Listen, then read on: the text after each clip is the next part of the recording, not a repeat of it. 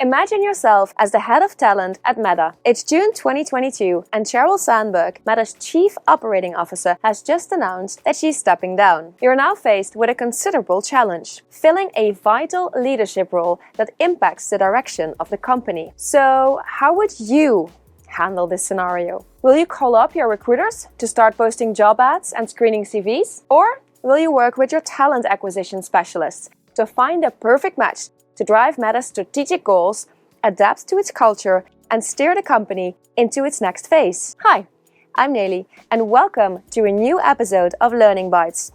In this video, you'll discover the answer to this scenario, as you will learn the 5 key differences between recruitment and talent acquisition. But before we start, smash that like button, subscribe to our channel, and turn on the notification bell. Let's get started.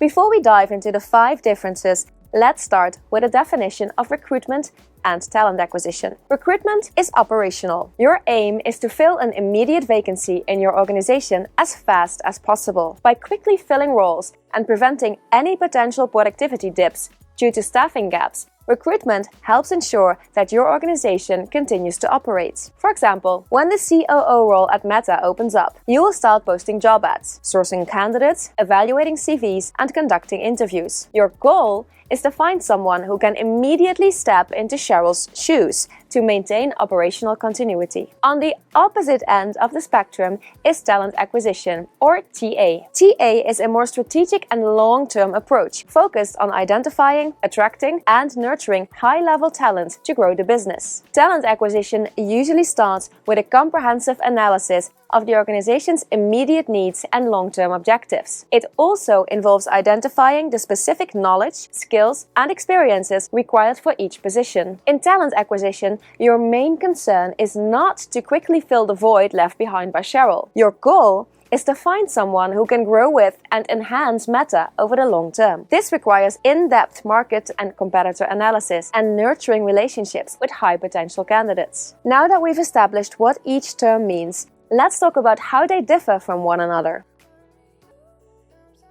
The first key difference between recruitment and talent acquisition is how they respond to the talent needs of an organization. Recruitment is often reactive. It jumps into action when a role opens up in the organization due to resignation, retirement, or workforce expansion. If you're a recruiter at Meta, it falls on you to find a candidate who can step in and fill Sheryl's shoes. Your main concern is quickly locating someone with the required experience and expertise needed for the COO role to ensure operational continuity. But talent acquisition is not just concerned with the operational side of things. Its proactive and strategic approach sets an organization like Meta up for future success. Rather than scrambling to find Sheryl's replacement, you have already anticipated this departure and built a pipeline of potential successors ready to step in when needed. Meta went for Javier Olivan, who had been with the company for 15 years, worked in multiple vice president roles, and had been a driving force behind the company's growth. This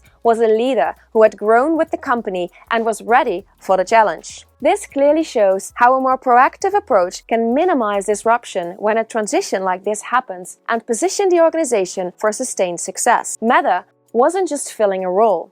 It was promoting a new leader who was aligned with the company's vision and who will propel the organization forward. And that's where you will see the value of talent acquisition shine through.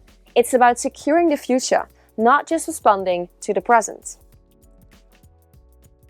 Recruitment and talent acquisition also differ when it comes to hiring priorities. Recruitment often focuses more on time to hire. In the case of Sheryl, this means that the primary objective is to find a suitable replacement as quickly as possible to reduce the time her position stays vacant. This doesn't mean that quality is overlooked, but speed tends to be prioritized. Meanwhile, quality of hire is the tenet of talent acquisition. To fill Sheryl's role, you will invest time to identify and engage potential candidates. These are individuals who not only match her skills, but also align with the culture and future direction of Meta. Yes, this process is slower and potentially less efficient compared to recruitment, but it can help you acquire higher quality hires to drive your organization forward.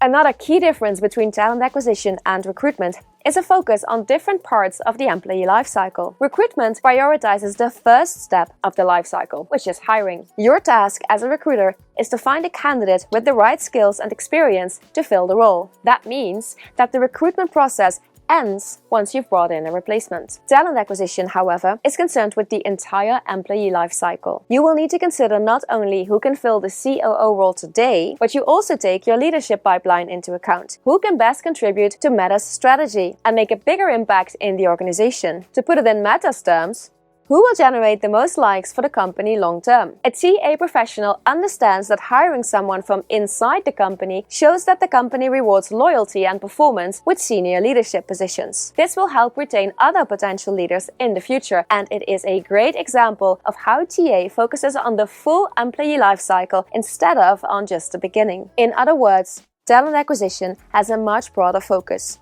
It builds relationships, nurtures talent, and shapes careers to drive the future success of your organization.